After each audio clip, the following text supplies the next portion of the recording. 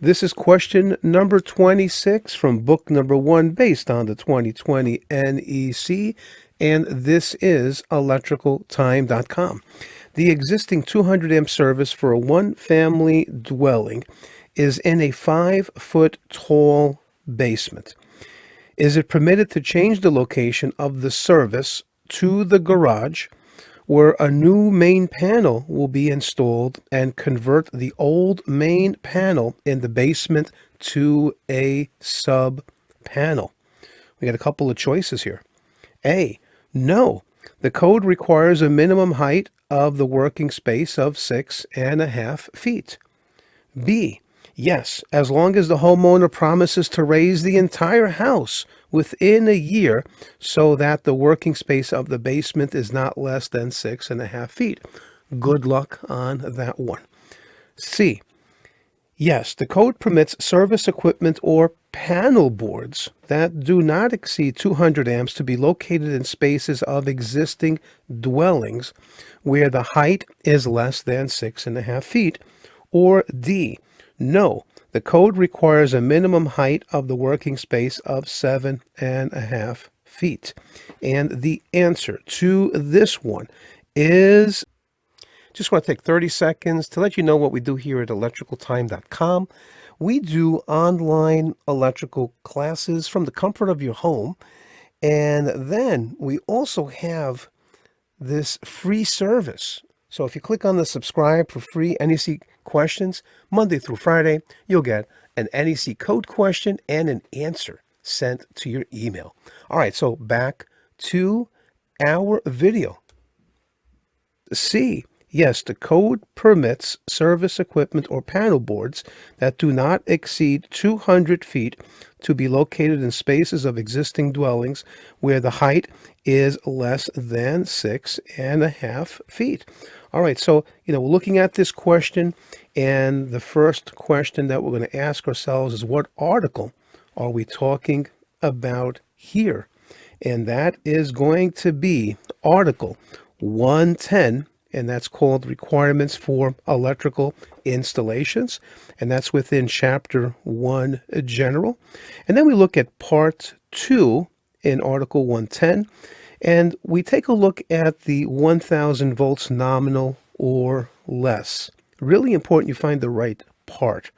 And if we look at the question here, we're looking at a 200 amp service for a one-family dwelling. And that's most likely going to be a 120/240 volt single phase service. Could it be 208Y/120? Maybe, but most likely it's going to be 120/240 volt single phase. So you got to look at the right part. If you go into the wrong part, you're going to get the wrong answer.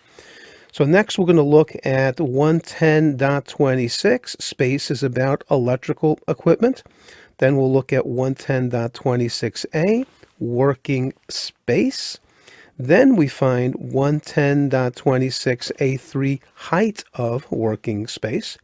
And then we find the exception, and that's 110.26a3, exception to existing.